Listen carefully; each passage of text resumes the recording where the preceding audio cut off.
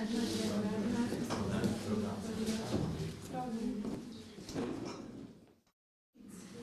dobro večer, spoštovani obiskovalci, dobro večer, cenjeni gostje. Danes bo tule potekal pogovorni večer z naslovom Begunci in mi. Zagotovo je ena najbolj vročih in žgočih tematik današnjega življenja, ali če rečemo nekaj mesecev, ki se odvija takole do sedaj na pragu Slovenije, vendar v zadnjem tednu, v zadnjih 10 dneh pa že tudi pri nas čutimo vse posledice te begunske krize.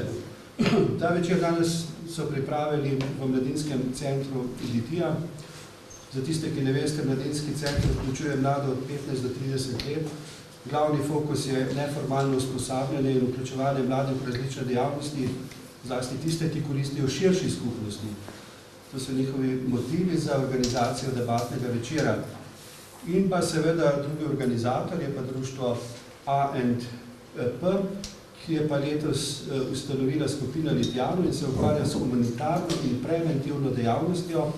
Vodi ga gospa Dina Denič, gospa Dina je tam med nami, ki je doslej seveda veliko naredila pri domala vseh humanitarnih aktivnostih, seveda pa pri organizaciji akcije, to je velika akcija Varna Litija. Naši gostje, ki bodo danes skušali povedati nekaj na to temo, torej na temo beguncev, pa so takole od moje leve naprej, gospa magistra Katarina Štrukelj z Ministrstva za notranje zadeve, natančneje z Urada za migracije. Potem je gospod Uroš Kramberger, novinar časopisa Dnevnika, gotovo ga poznate tisti, ki berete Dnevnik. Potem zraven njega sedi Marija Grabner, predsednica našega litijskega Rdečega križa. Potem je Fajla Pašič-Bišič iz človekoljubne dobrodelnega društva UP Jesenice in seveda tamle na koncu naš litijski župan, gospod Franci Rokavec. Seveda pa bomo imeli tudi video izjavo še Tanje Fajon, evropske poslanke. Takole, to je ta vodna predstavitev, zdaj bi šli pa kar k bistvu, pa morda čisto za začetek nekaj pojasnil v zvezi s termini oziroma pojmi begunec, migrant, azilant. Bo morda Uroš tisti, ki bo prebil let? Lahko, čeprav strokovnjak prav izrečen nisem, lahko pa tako nekako na splošno. Ampak jaz mislim še gospod nekoliko prihraniti, no, da ste... V redu, ja. Da bom dopolnila. Kar bom narobe povedal. Begunec je definicija izhaja iz Ženevske konvencije, pač to je tisti, ki beži pred preganjanjem in si po nekih standardih potem zasluži tudi zaščito. Migrant je vsak, ki potuje, konec koncev so migranti tudi naši sodržavljani, ki odhajajo na študij, recimo v tujino, v Ameriko ali pa pač na delo v Nemčijo. Kaj smo še rekli? Azilant.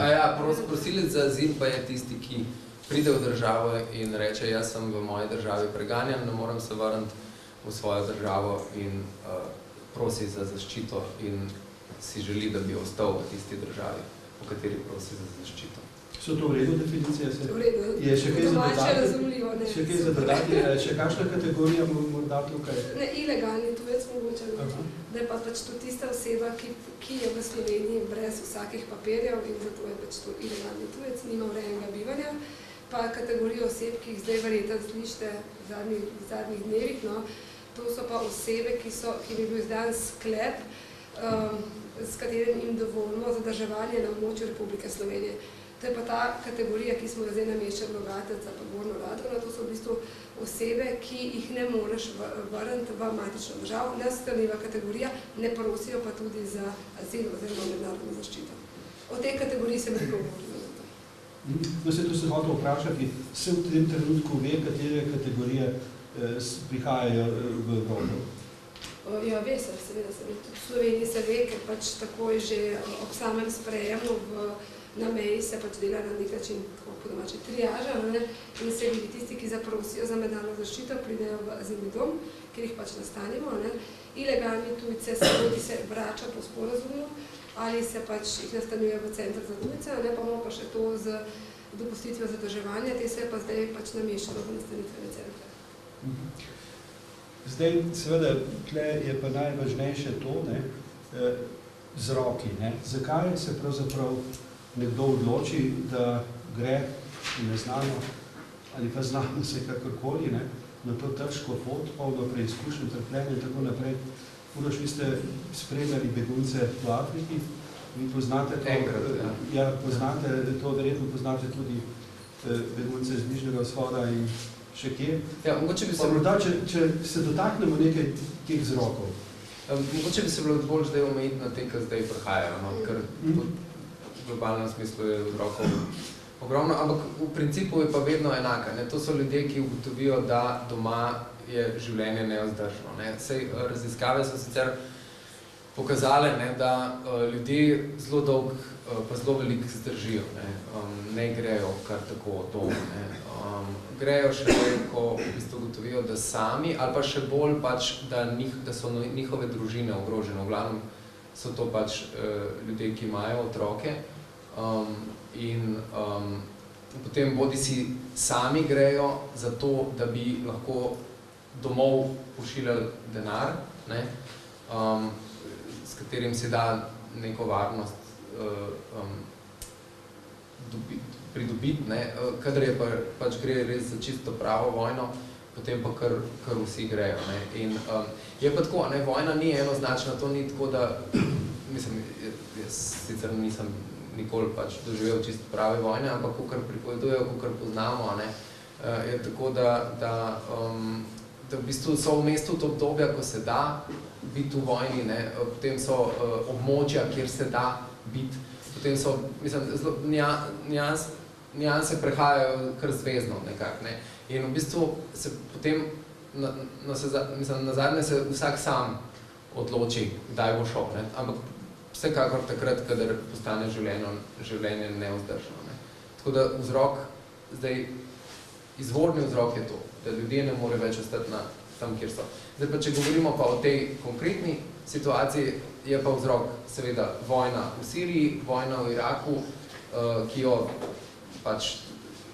ima tudi vzpone in pace, ne, in bolj varna in manj varna območja. Afganistan se je zelo destabiliziral, odkar so Američani odšli iz Afganistana. To bi bilo mogoče dovolj za enkrat. Ne. Če opisujemo te glavne kategorije, ki zdaj prihajajo, to so Sirci, Afganistanci pa Iračani. Ne. Največkrat pač se oni pojavljajo. Seveda. Ampak, lejte, zdaj smo priča nekemu fenomenu. Ne. Sej vojne so bile vedno, ne. Ampak take mase beguncev se je Evropa ni nikoli doživela. Ne. Bili so sicer begunci, ki smo bili zadnja leta priča, ampak tudi ekonomski iz Afrike, ne, pa ta nesrečna Lampedusa in tako naprej. Ne. Ampak zdaj, kaj pravzaprav zdaj stoji za tem, ne, da se je pa zdaj takšen navaj, takšna izjemna količina teh nesrečnih ljudi pojavila na pragu Evrope? Mogoče gospa Dišič. Hvala. Najprej iskreno opravičilo za rahlo zamudo. Jaz ponavadi vedno zamudim, ampak se vedno tudi zelo lepo opravičim. Tako da danes bila na še enem dogodku in muslimani danes praznujemo Kurban Bajram, tako da smo dejansko bili tudi zelo družinsko povezani in načelo je moje opravičilo sprejeto, je, ne? Dobro, hvala. Ja, glede tega vala beguncev, s katerimi se soočamo danes in s katerimi se soočajo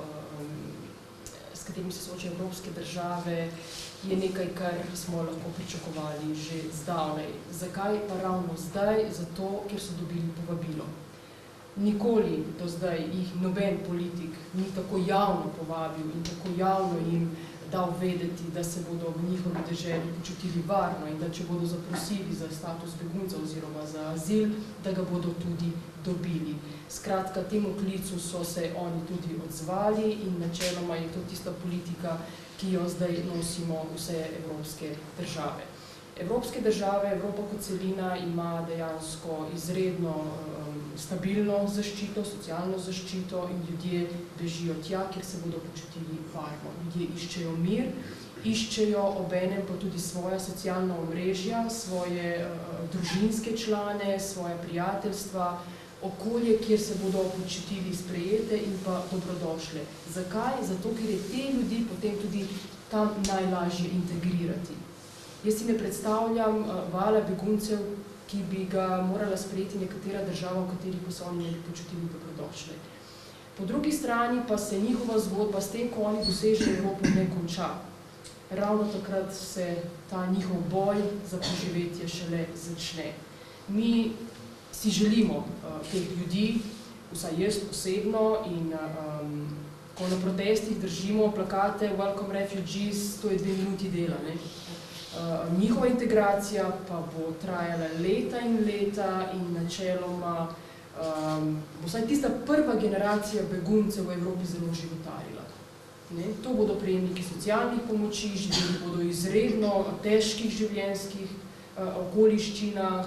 Prva generacija beguncev bo šele ustvarila nek sistem, za katerega lahko rečemo, da bo pa šele druga generacija ga lahko dejansko tudi živela.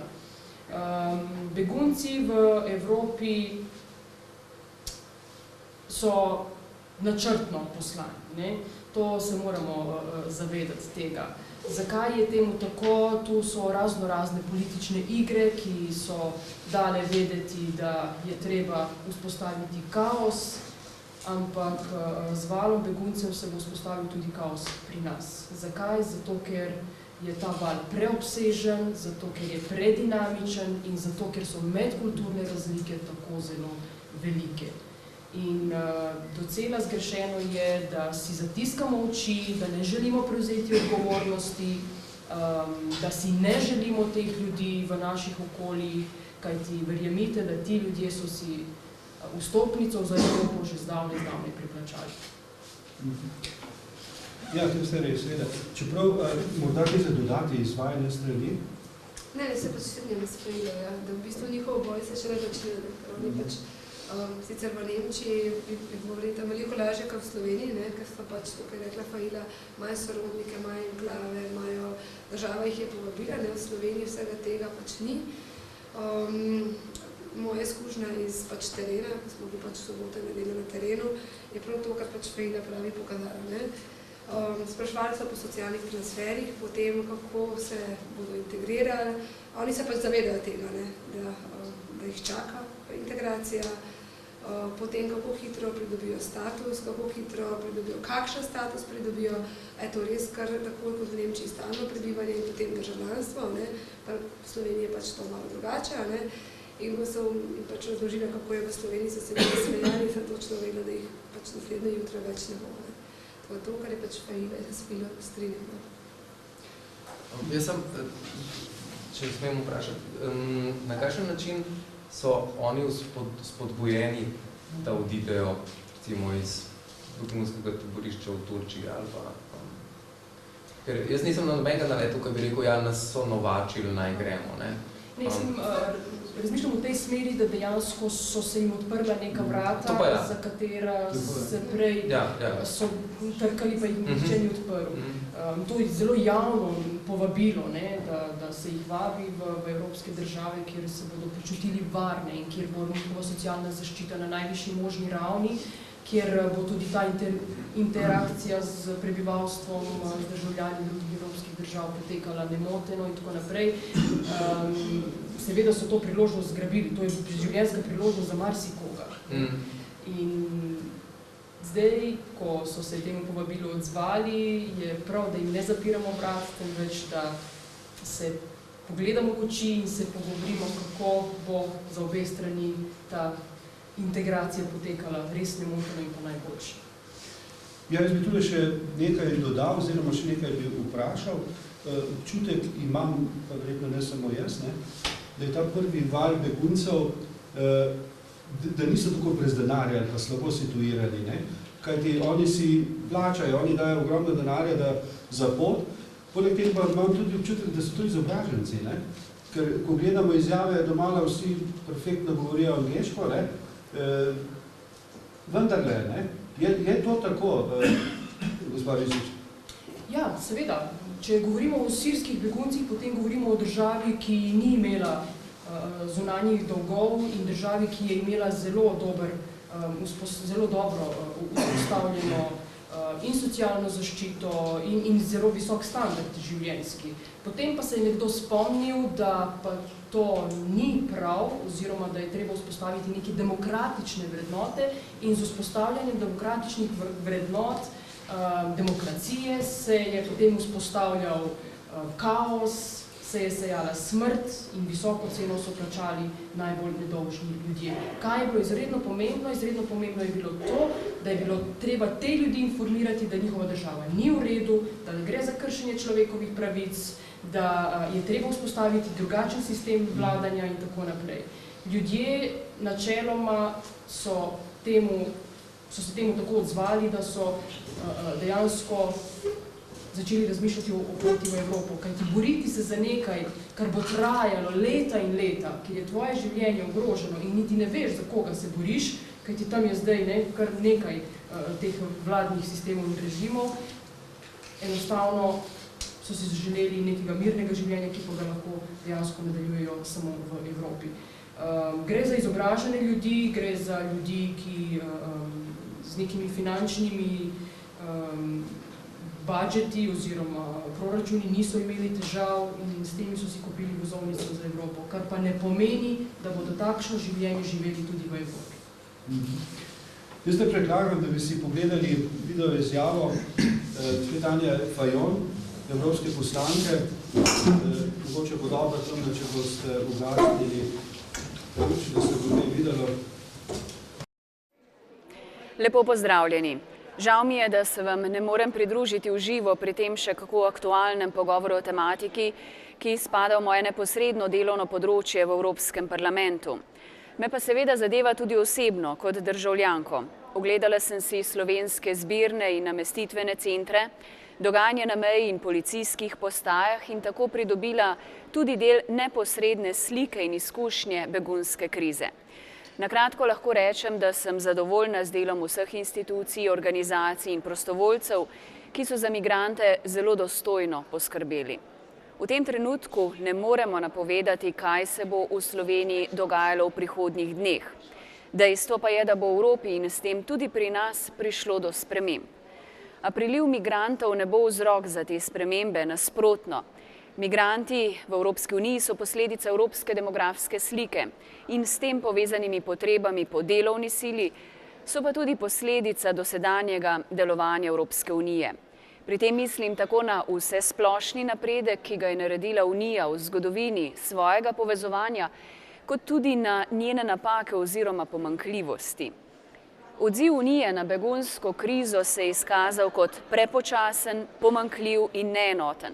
Pokazal je vrzeli v zakonodajnem sistemu in razlike v vrednotah. Zato v zadnjih dneh vse pogosteje slišimo, da je vprašanje begunske krize povezano z obstojem Unije. Še posebej, ker je ta kriza prišla takoj za finančno krizo, ki je prav tako pokazala na ranljivost evropskega sistema in zamajala zaupanje. Pri tem bi rada nekaj poudarila. Unija je nastala prav kot odgovor na krizo in na njen celoten razvoj so vplivale tako krize, kot naša sposobnost oziroma učinkovitost odzivanja nanje. A so te spremembe v preteklosti prinesle pomembne dosežke. Zato kljub dolžniški in begunski krizi ne smemo pozabiti, da sočasno na številnih področjih vseeno napredujemo in se gibamo v smeri proti čim bolj skupni in enotni politiki. Tako na področju zunanje politike kot številnih sektorskih politikah, kjer dobri rezultati pozitivno vplivajo na vsakodnevno življenje naših državljanov. Težave v percepciji, v tem, da vse dosežke zelo hitro sprejmemo kot samoumevne in pozabimo, da se je bilo zanje treba boriti. Opomniti se moramo, da so dogodki tisti, ki postavljajo pravila, da je torej pravi odziv na razvoj dogajanja in ne obratno. Pri reševanju begunske krize ni enoznačnih odgovorov in ni instantnih rešitev, A dogovor o prerazporeditvi beguncev, ki so ga dosegli notranji ministri, je pozitiven signal in pomeni eno od bitk, ki bo gotovo pripeljala do rezultata, trdno verjamem v to. Se pa strinjam, da je trenutna situacija pomemben test. A ne bi rekla, da za samo obstoj Evropske unije, temveč za njen prihodnji razvoj, za novo smer, ki jo bo Unija morala ubrati v prihodnosti, da bi ostala konkurenčno in privlačno območje. V naslednjih dneh in mesecih bo jasno, katero od članic in kako bodo sodelovale pri razdelitvi begunskega bremena, kako se bodo v praksi soočale z migracijskimi izzivi. Tu se bo dokaj hitro pokazalo, katere države upoštevajo temeljne principe evropskega povezovanja, združene v sloganu, združeni v različnosti, katere pa so bolj nagnjene k žetvi hitrih dobičkov. Ko bo to jasno, je morda čas, da začnemo razmišljati o predlogih, o katerih se že nekaj časa pogovarjamo, zaenkrat bolj v akademskih krogih. Tu mislim na organizacijo medvladne konference za premislek o konceptih Unije več hitrosti, po kateri bi lahko države napredovale proti skupnim ureditvam z različnim tempom ali Evropi koncentričnih krogov ali Evropi à la carte. Želim vam uspešno razpravo. No, videli smo izjavo Tanje Fajon, verjetno je seveda najbolj sveže informacije, kar se tiče Bruslja. Bi kdo bo takaj dodal tej izjavi? Je kaj takšnega, kar bi bilo treba pokomentirati? Ne. Ja, mogoče. Ja, hoče pa seveda izvolite. Ne, se mislim, da je bila izjava zelo na mesto, to kaže na nekaj, ne, da Evropska unija še vedno sistem, ki zelo težko se poenoti.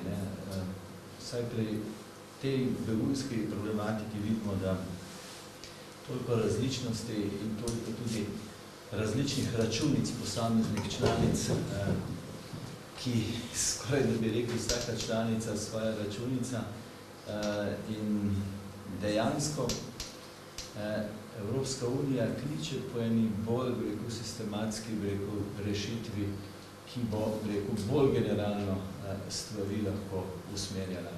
Danes imamo silno nasprotujoče si gledanja posameznih držav članic in mislim, da je to problem.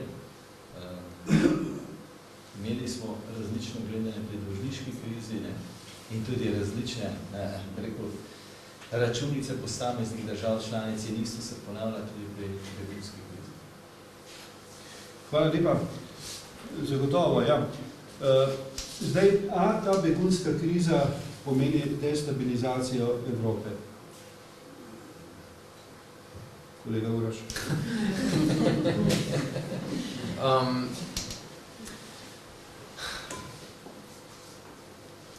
Odvisno na kateri ravni bi se pogovarjali. To zdaj, da se politike med sabo ne more zmeniti, to dejansko, tako kot vi pravite, je zoprno, ampak ni pa nekaj novega, nikoli se niso znali. Je pa vprašanje, kako se bojo ljudje odzvali na to, če bojo v kakšnih državah ljudje do beguncev oziroma ljudi, ki prihajajo, zelo nestrpni, če se bojo dogajali recimo napadi na njih, oziroma če se bojo na prihodu beguncev ali pa migrantov kovale, ne samo politike, ampak konec koncev gibanja, ki so civilno-družbena gibanja, ki so zunaj, do ene mere zunaj politike, ki branijo, krščansko Evropo, neke zgodovinske vrednote, ki vprašanje, če so zdaj sploh obstajale, ampak se jih da tudi zmisliti. Potem se lahko destabilizira v bistvu družbo. Zato pa je odgovornost politike, da se zmeni najprej med sabo, pa pač pazi na to, da ne bo družba podivjala zaradi nepravih vzrokov. Sej ljudje lahko imajo kakšen vzrok za gnev, ampak to ne bi smeli biti begunci, naj svojo energijo usmerijo rajši v to, da bi tem politikom povedali, kaj oni delajo narobe, ker begunci v principu ne delajo nič narobe, oni sami iščejo boljše življenje. Tako da, ja. Morda je prav, da zdaj osvetlimo še stališče do beguncev v Sloveniji. Kakšno stališče pravzaprav imamo, pa morda gospa Katarina Štruker, kaj bi tu povedali? Jaz pa samo na prejšnjo vprašanje, samo dopolnim, da pač kljub vsemu so pač notranji ministri včeraj, mislim, da počešno dosegli dogovor o premestitvi teh 120,000 migrantov znotraj Evropske unije, ne? In da Slovenija v bistvu bo mogla v prvi fazi glede prevzela 337 oseb iz Grčije in Italije. Ne? V drugi fazi bomo pač potem 276, tam ne bi šlo za pomoč Italiji in Grčiji, pa mogoče tudi Madžarski ali pa kjerkoli državi, kjer bo pač ta naval beguncev in država pač ne bo zmogla. Tako da vseeno so vse uspeli dogovoriti, ne? Kako bo pač v praksi to poteka, bomo pač videli. Jaz mislim, da to je napredek, ne? In da v 2 letih bomo pač prevzeli to število pač prosilcev, to bodo v prvi fazi prosilci, potem bo v nadaljnji fazi begunci. Zdaj, v stališču do beguncev. Slovenija se, Ministrstvo za notranje zadeve, ki je pač pristojno na področju, se spopada s temi težavami, problemi, izzivi, bom rekla, in smo izdelali tako natančen načrt tako za prihod teh oseb, teh 337, to gre za begunce, ki rečemo iz določene kvote, ne, kot tudi za seveda prihod beguncev iz tega navala. Zato je pač vlada sprejela kontingenten načrt že poleti, kjer so pač čisto natančno določeni mehanizmi za sprejem prosilcev in tudi za njihovo namestitev. V tej prvi fazi, kot ste videli, pač tam prvi naval čez vikend, kar smo pač sicer že imeli informacije, da ljudje ne zaprošajo za mednarodno zaščito, ker je pač njihov cilj so države Evropske unije, Nemčija in Švedska in pač druge države. Zato se pač ta kontingenten načrt za prosilce ni aktiviral, je pa pač policija pripravila tudi del kontingentnega načrta, tudi v primeru, če bo šlo za ilegalne migrante. In jaz mislim, da smo se s tem prvim navalom, seveda o pomoči nevladnih organizacij, številnih prostovoljcev, Karitasa, Rdečega križa, res velika zahvala. Zelo v redu smo se spopadali, da so bili vsi nameščeni, vsi so dobili ustrezno oskrbo, tudi njihove izjave, zelo so se zahvaljevali, zelo so bili veseli. Jaz mislim, da ni bilo niti ene kritike na področju oskrbe in sprejema. Pa tudi mislim, da saj na področju, kjer smo bili pač s kolegico v Logatcu, se tudi lokalna skupnost ni nič pritoževala kljub temu, da so ljudje pač množično odhajali iz Logatca, iz tega nastanitvenega centra, da so šli čez vas, da so šli čez lokalno skupnost, da so čakali na železnici, da je odziv pozitiven, da so ljudje pomagali. Tudi mi v naš sektor smo dobili zelo veliko klicev, da bi pomagali, da bi dejali nastanitve, hiše, vikende, kaj lahko pomagajo. Tako da jaz mislim, da smo se v tem prvi fazi, da se tudi slovenska javnost in da se zelo redo, da so se odzvali. Jaz sploh nisem nobenih negativnih odzivov, vsaj pač na tem področju, kar jaz delam, nisem doživela. Mogoče Uroške pa kolegi, da ste bolj z drugimi akterji povezani, ampak jaz mislim prej sam pozitivne odzive in sam v bistvu klici, da bi pač ljudje pomagali, kam se lahko vključimo. Gospod Fajler, se je Slovenija odzvala humanitarno? Mi smo prisotni na meji z našimi prostovoljci in aktivisti že kar nekaj dni in glede na to, da je Slovenija tranzitna dežela, skozi katero begunci želijo le prečkati, je to en velik plus za nas lahko. Mene je en policist spraševal, zakaj nočejo ostati v Sloveniji, zakaj se mi njim zdimo revna dežela. Ne vem, kaj bi se zgodilo, če bi vsi ti begunci želeli ostati v Sloveniji. Tako da dajmo se obnašati plemenito in človeško, zato ker ti ljudje potrebujejo našo pomoč. V Sloveniji, zakaj se ne želi ostati, je to eden izmed temeljnih razlogov, ki sem ga omenila že na začetku, zaradi svoje socialne mreže, zaradi mreženja. Govorimo o ljudeh, o beguncih, ki prihajajo pretežno iz muslimanskih dežel, kjer je njihov sistem vrednot popolnoma drugačen od sistema vrednot, ki vlada v Evropi. Oni si želijo nadaljevati s tem svojim sistemom vrednot tudi tam, kjer bodo kreirali svoje nadaljne življenje. Skratka, to je nekaj, čemu se ne bodo odrekli. In zakaj Nemčija, zakaj Francija? Zato, ker so to že številne skupnosti, zato, ker se bodo tam počutili dejansko sprejete. Res pa je, da ravno v teh deželah so močna nasprotovanja temu valu, si teh ljudi ne želijo in nočejo prevzeti odgovornosti za tisto, kar so ravno te dežele počele v njihovih državah. Ne?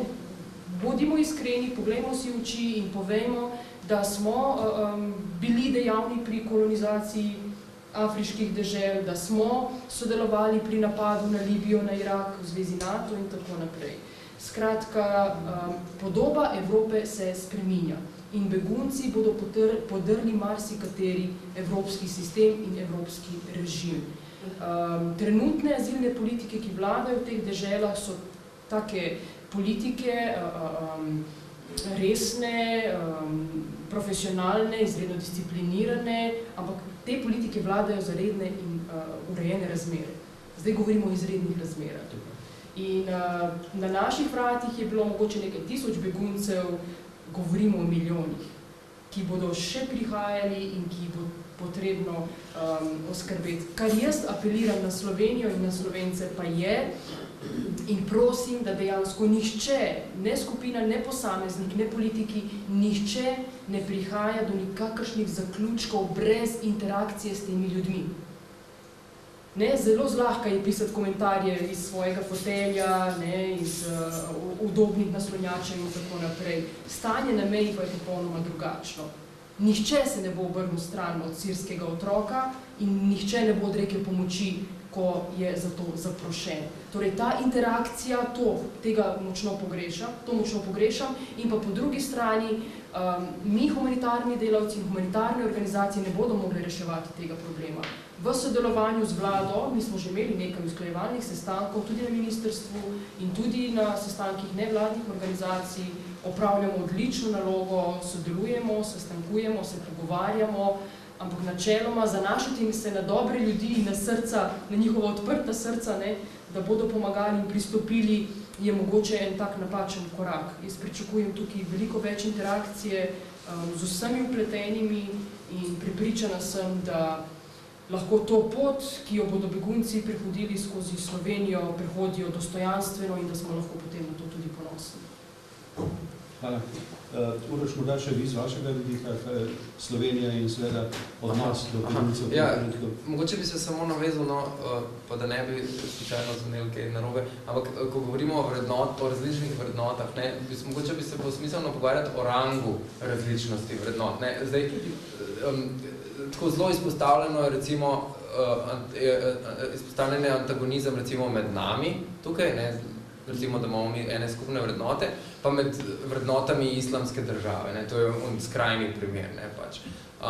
Torej, te ljudje, ki zdaj prihajajo, ne, seveda, ne, jaz vem, da ti tega ne misliš, ne, ampak tako čisto, da ne bi slučajno bilo kakšne pomote, ne, tukaj te ljudje so popolnoma enaki, če se primerjamo z islamsko državo, recimo, potem smo mi pa begunci enaki, ne. Je pa res, da pač, seveda, ne, rang vrednot je različen, ne, jaz pa moj sosed v bloku imamo tudi različne vrednote in oni so potem gotovo nekje vmes, najdemo pa med njimi tudi take, ne, mogoče sem jaz tle mečken zaznamovan s tem, seveda, ko greš kot novinar na teren, govoriš s takimi, ki so pripravljeni s tabo govoriti in to so tisti, ki so tebi bolj podobni, no, ampak jih je pa res veliko, a ne, s katerimi se da pač pogovoriti kot novinar, ne, in v bistvu v njih odkrivaš samega sebe, ne. Rečeš si, te ljudje so taki, kot smo mi, ne. Je pa res, ne, se strinjam, vmes je pa potem še vse možne nianse do tistih, ki imajo pa toliko drugačne vrednote, da se v Sloveniji ne bi počutili dobro, bi se pa dobro počutili v kakšnem pač okolju v Berlinu ali pa v Parizu ali pa tam, kjer pač bi bili med svojimi, ne. Ampak, ne, se je bila šli v neskončno. Če lahko omenim eno vrednoto, ne vem, recimo odnos do družine, ne. Govorimo o izredno velikih družinah, o kolektivističnih družinah, ki živijo svoje življenje skupaj od rojstva do smrti, ne. To je Evropa že zdavnaj pozabila in to je nekaj, kar se je v Evropi porušilo. Recimo krščanske vrednote so se v Evropi porušile, ne. In ti ljudje bodo pa to še vedno negovali. In muslimani nismo individualisti, nismo ljudje, ki živimo sami. Smo ljudje, ki živimo skupaj, v skupnostih, z velikimi družinami, z velikim številom otrok. To je nekaj, recimo, s čimer se bo Evropa morala zopet nekako soočiti. Pa če gremo zdaj še... Sicer nisem te po mojem prav razumela, ampak si razlagala interakcijo. V nastanitvenem centru Logatec, kamor se pač nastanitve ranljive kategorije oseb, je psihosocialno oskrbo so nudi socialni delavci Ministrstva za notranje zadeve. Tako da smo tisti, ki smo pač prevzeli to skrb, je bila vladna stran. Govorim o še večjem in intenzivnejšem odzivu ljudi. Nasplošno, ja. Recimo imamo skupino ljudi, ki bo 25. septembra organizirala shod proti beguncem v Ljubljani. Ne? O teh ljudeh govorim. Ti ljudje dejansko nikoli niso imeli nobenega stika, ne interakcije z ljudmi, ki jih sovražijo, ki jih ne želijo, o njih sem govorila. To je pač škoda, ker begunci, jaz delam že 15 let skoraj z njimi, in jaz sem morala povedati, da so to res krasni ljudje, da pač se lahko od njih sem kaj naučimo, pač imajo drugačno kulturo, ampak res veliko stvari se lahko naučiš od njih. In to bi pač mogel vsak poskusiti in videti, ne prej res kaj komentiramo. Jaz bi se samo pravičil, jaz bi mečkem tole prekinil, našemu županu se izjemno mudi, pa mu dajem zdajle besedo in sicer seveda bom vprašal gospod župan, kako smo na nivoju lokalne skupnosti pripravljeni na morebiten prihod beguncev, ne vem, 100, 200, 300. Pa tudi za eno noč ali dve, ne? Ja, seveda, zdaj Litija je res v središču Slovenije in je dejansko do zdaj ni občutila tega vprašanja. Se pravi, tudi migracijski in begunski tokovi so na nek način več ali manj obšli Litijo, razen kar se tiče transportnih povezav. Ampak ne glede na to, kot je bilo že danes povedano, verjetno se ta prvi val, ki je prišel, temu verjetno sledijo močnejši valovi in v zvezi s tem zagotovo mi v tem trenutku nimamo kakšnih zbirnih centrov, nastanitvenih kapacitet, ki bi jih lahko ponudili, ampak ne glede na to nismo ostali križem rok, enostavno iščemo ustrezne lokacije, so, na nek način v tem trenutku tudi do neke mere za interne lokalne strani tudi evidentirane, če bi bilo seveda potrebno, da bomo seveda potem tudi sodelovali tako z Ministrstvom za notranje zadeve stopili v kontakt in seveda zagotovo iskali tudi ustrezne rešitve. Zagotovo pa smo se tukaj povezali tako z občinskim štabom zaščite, tudi gasilci in tukaj rečemo predvsem tudi na dobro koordinacijo tudi z predvsem krovnima humanitarnima organizacijami in ostalimi, se pravi Rdeči križ, Karitas in tako naprej. Zdaj, ko sem bil pri besedi, bi mogoče poudaril še to, strinjam se s to ugotovitvijo, da zagotovo begunska kriza bo pustila sledove in tudi spremenila Evropo, pa tudi verjetno razmišljanje pri nas v Sloveniji. Mislim, da to zagotovo vsaka takšna situacija naredi en odziv. Jaz ne pričakujem, da bomo iz te krize prišli vsi skupaj močnejši in tudi bogatejši, predvsem za sprejemanje drugega. Se mi zdi, da je begunska kriza v tem trenutku postavila velik izziv sprejemanja drugačnosti, predvsem pa sprejemanja enih življenjskih preizkušenj posameznih. Tega mogoče smo se že do neke mere v našem okolju že skoraj da odvatili. Imeli smo en tak primer pred, se pravi, dobrimi 20 leti, ko smo imeli tudi, seveda manjši pojav, ko smo imeli krizo na Balkanu, se pravi naših bivših republikah.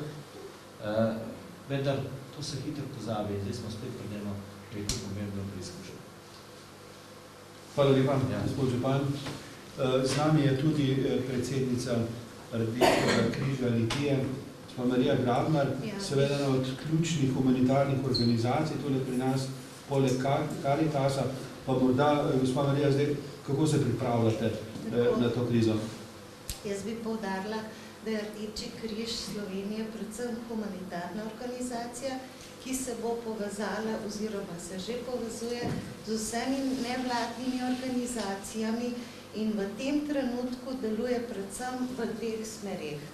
Prva smer je ta, da imamo usposobljenih 91 ekip prve pomoči na območju Republike Slovenije in te so v stalni pripravljenosti, da zamenjajo dežurne ekipe prve pomoči v teh kriznih centrih. In moram reči, da smo v decembru tudi v Litiji dobili ekipo prve pomoči in njihovi prostovoljci so že evidentirani, vkolikor bo potrebno, takoj odpotujejo na krizna žarišča. To je ena smer, v kateri delujemo. Druga smer pa je, ko bo prišlo do tega, da bodo iskali pogrešane osebe, se bo pa vključila svojo službo v iskanje teh pogrešanih oseb. Vse to bo delala na terenu, bodo delala območna združenja, jih je 56 v Sloveniji, in v sodelovanju z Republiškim Rdečim križem bodo potem posredovali svoje podatke. Izdelali so tudi obrazce, ki so iz preteklih let tudi že preizkušeni in so se izkazali za zelo pozitivne. Take izkušnje smo imeli tudi v Litiji in smo svojce lepo združili. No, mogoče bi med nami... To se pravi, da smo pripravljeni, ne? Da, smo pripravljeni in povezanosti. Je pa tudi še Žiga Rahel. Je tudi član te naše na novo ustanovljene in pa usposobljene ekipe od prve pomoči. Torej, ena od 91 je tudi na našem območju. Bi mogoče Šaun povedal kakšno besedo. Dobar dan, sem tudi zaposlen na javnih delih tukaj v Litiji. Mogoče bom malo to na hitro izpadlo vse, kar bom povedal, ker sem bil danes tudi na sestanku, ki ga je sklical Rdeči križ Slovenije za vse sekretarje, ker smo dobili tudi dodatne in nove informacije. Bom na kratko ekipo predstavil. Ekipa se pravi ima 6 članov, ki je en vodja. Decembra smo bili ustanovljeni, ki je bila že dolgo potreba po tem. Do zdaj smo bili na tekmovanju in tudi pred kratkim smo imeli veliko konferenci predstavitev o postavitvi avtomatskega defibrilatorja. Moram predvsem podati, kaj pomeni ta ekipa. Ekipa, mi smo usposobljeni za nudenje prve pomoči in ne nudenje nujne medicinske pomoči. Ker do zdaj prihaja do napačnih informacij, kot sem danes vedel pri novinarjih, ki so jih je zanimali, koliko ima zdaj medicinskega osebja Rdeči križ. To je ekipa, ki nudi prvo pomoč. To je pol profesionalna in je res tista prvo, ki je potem treba nujen transport do medicinske. Delamo vse po navodilih Rdečega križa in delamo po načelih. Dali so nam navodila, da moramo dostojanstveno, čim bo dostojanstveno delati. Se pravi, da tudi to eno od načel, katerih spada nepristranskost. Kakor je že Marija povedala, ekipe so bile aktivirane v soboto po ustnem iz Urada za zaščito in reševanje in so v stalni pripravljenosti. Kaj to pomeni? Od 91 je do zdaj 16 ekip bilo sklicanih.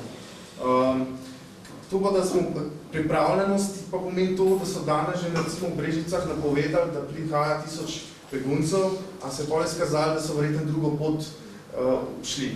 Tako da se te informacije skozi spreminjajo, ampak pripravljeni moramo biti pa zmeraj. Kaj pa naloga? Naloga seveda nas ekipe je, da prvo pomoč nudimo, da skrbimo za deljenje oblačil, hrane in pijače in pa se pravi vzdrževanje družinskih vezi. Delamo po navodilih Rdečega križa in mednarodnega organizacije križa in vse, kar delamo, imamo državna pooblastila. Se pravi, tudi za ta vzdrževanje družinskih vezi imamo edini v Sloveniji ta pooblastila, da to upravljamo. Se pravi, največji poudarek, kar se Rdeči križ tiče, je bil do zdaj v Brežicah in v Gornji Randgorni in Lendavi. To so te vstopne točke, hkrati pa tudi v teh centrih zbirnih. Se pravi, v teh centrih je približno 2800 prostih postelj, drug dodatno ima pa policija skrbi. To so na stopnih točkah, ima policija poskrbljena. Tako država nudi en topli obrok, Rdeči križ pa poskrbi za en, se pravi, suhi obrok. To je pol litra vode, konzerva, sveži kruh, ena tablica, mleko, sadje. Nekako so informacije, da je bilo do zdaj nekje približno 3300 teh beguncev. Tukaj na lokalni ravni v Litiji imamo pa poskrbeti tako, da skrbimo, da se zbira od 8 do 9 v skladiščih, vsa oblačila, konzervirana hrana, tako da smo odprti, če kdo hoče pomagati. Hkrati pa tudi objavil Rdeči križ, da za prostovoljce, ki so pripravljeni, da pomagajo, da se lahko javijo. Verjetno se ne bo takoj potrebovala pomoč, ampak če pride do velikega navala, bo pa zdaj hvaležen. Želim, hvala lepa za tole detaljno poročilo. Zdaj, če nekako sklenemo tale prvi del, lahko rečemo, da verjetno z vsem temi dejanji, ki počnemo vsak na svojem področju, vsak na svojem nivoju, le gasimo požar na bližnjem in srednjem vzhodu. Vzroki ostajajo takšni, kot ostajajo. Skupnost globalna se nekako ne vključuje v reševanje teh konfliktov. Vsi smo nekako pričakovali, da bo tle nastopila svetovna velesila, pa kaj naredila, pa do danes praktično še ni naredila nič. Lahko rečemo, da je temu tako. Države članice se seveda pogovarjajo tudi o pomoči državam, odkoder bežijo, in tudi v tem svetu je bilo. Tako da seveda Evropa premišljuje in ve, da pač je treba ukrepati tam, ker pač odkoder prihajajo. Gospod Šumpler, ampak jaz sem tukaj mislil globalno. Če čisto konkretiziram, tukaj pogrešam Ameriko, recimo.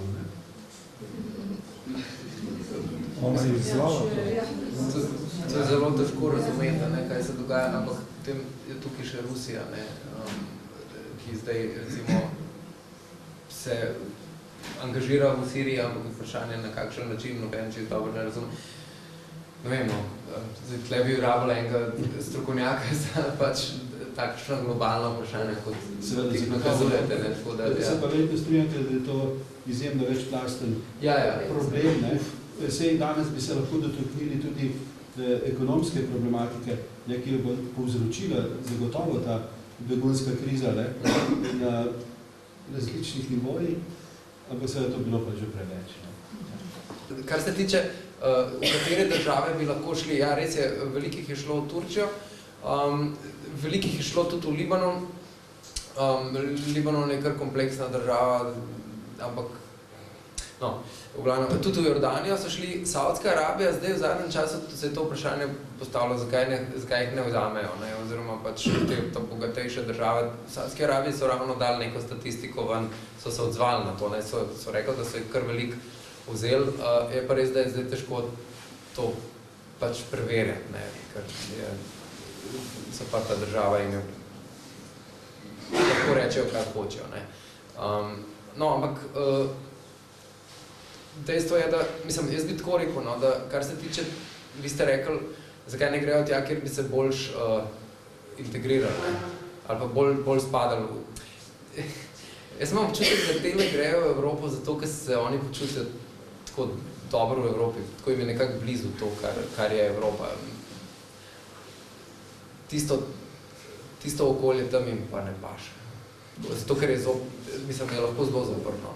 Za človeka, tako, za človeka kot, če pustimo religijo pa, ne vem, kakšne kategorije, tako, za človeka zaživeti, tam je lahko kakšna od tistih držav, ki je sicer morda v eni splošni percepciji njim bližja, lahko zelo zoprna, medtem ko Evropa je pa tako liberalna, pa ima neke normalne vrednote, ki temeljijo na spoštovanju človeka in to njim pa seveda ustreza, zato ker so oni tudi Jaz zdaj spet ne, tako, kot sem rekel, s tistimi, ki sem jaz govoril, pač za njih lahko tako rečem, nisem pa govoril s tisočimi, ne. No, pa še kdo drug. Poleg tega dobijo tudi informacije pač od sorodnikov, znancev in to je bistvo vsega, ne. Pač so dobro informirani, vejo, kam grejo, pač grejo v države, kjer se spoštuje človekove pravice, kjer bodo dobili delo in kjer bodo pač lahko svobodno in normalno doživeli. In bi se malo komentirala medije, no. Ja, jaz tudi. Da se mi zdi, no, da pač ja, ta objektivno sporočanja, da je pač, da ste pač na mesto to opozoril in predvsem, da bi k sprejetju beguncev v Sloveniji lahko zelo veliko pripomogli mediji, predvsem za prikazovanjem pozitivnih zgodb o uspehu beguncev. To niso ljudje, ki se jih je treba bati.